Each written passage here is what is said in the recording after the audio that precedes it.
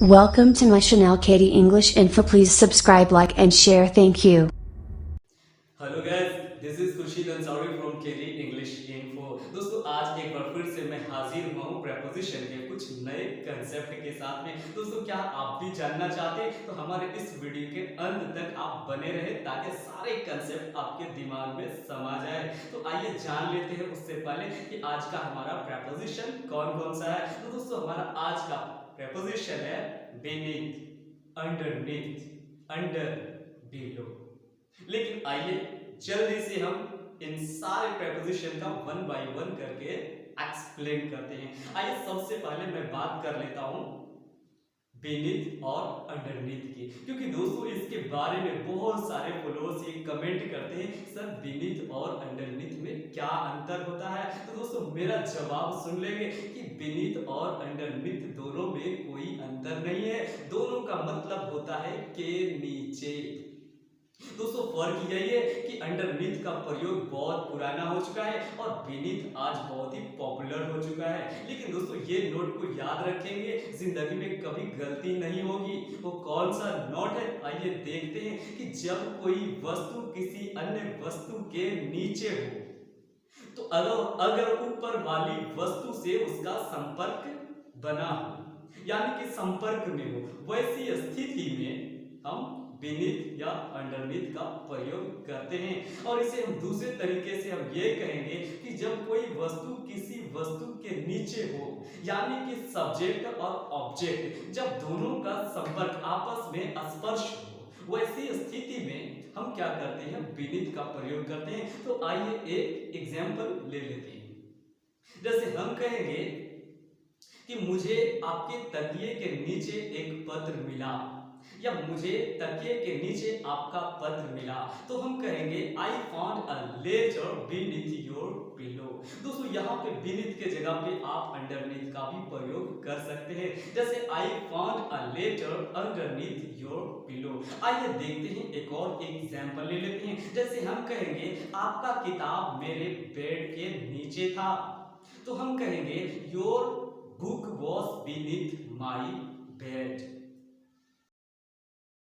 अब आइए हम बात कर लेते हैं अंडर की। दोस्तों अंडर में क्या होता है, अंडर का मतलब भी होता है के नीचे। लेकिन दोस्तों यहाँ पे याद रखना है कि यहाँ पर सब्जेक्ट और ऑब्जेक्ट दोनों के बीच में कोई संपर्क नहीं होता है। दोस्तों नोट याद रखेंगे, जब कोई वस्तु किसी अन्य वस्तु के नीचे हो और उससे उसका कोई संपर्क ना हो, वैसी स्थिति में हम अंडर का प्रयोग करते हैं। तो आइए ले लेते हैं एक एग्जाम्पल। जैसे हम कहेंगे बिल्ली टेबल के नीचे थी, तो हम कहेंगे the cat was under the table.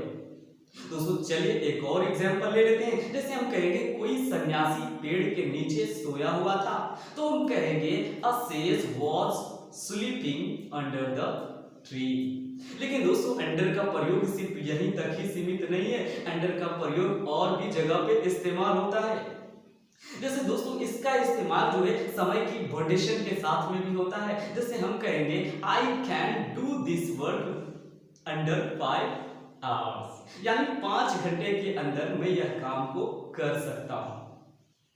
दोस्तों मुझे आशा है कि ये भी आपको समझ में आ गया होगा। लेकिन दोस्तों यहाँ पे ये याद रखना है कि टाइम की वोटेशन के साथ में इसका इस्तेमाल होता है। जैसे हम एक और एग्जांपल में पेश करता हूँ। जैसे हम कहेंगे the situation was under control, मतलब स्थिति नियंत्रण में थी।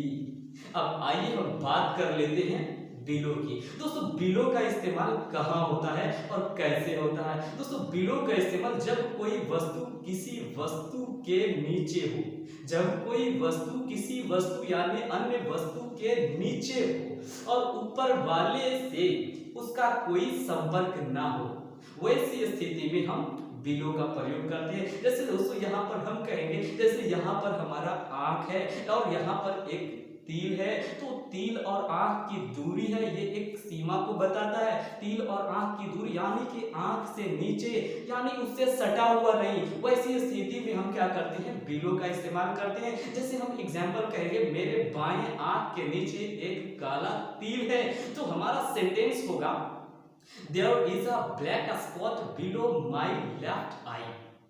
तो मुझे आशा है कि ये भी सेंटेंस आपको बिल्कुल समझ में आ गया। आइए देखते हैं, एक और एग्जाम्पल हम ले लेते हैं। जैसे अगर हम कहेंगे कि वह पंखे के नीचे सोया हुआ है, तो हम कहेंगे he is sleeping below the fan.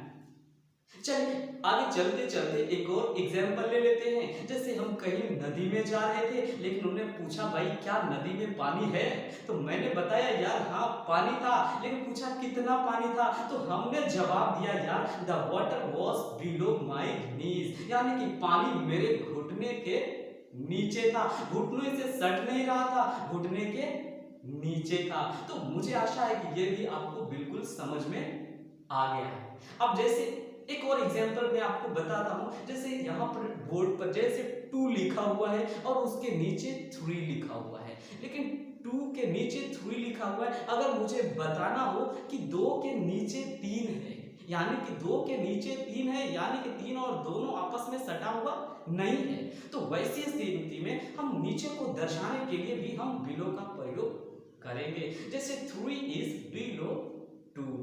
तो दोस्तों मुझे आशा है कि ये वीडियो आपको अच्छे ढंग से समझ में आ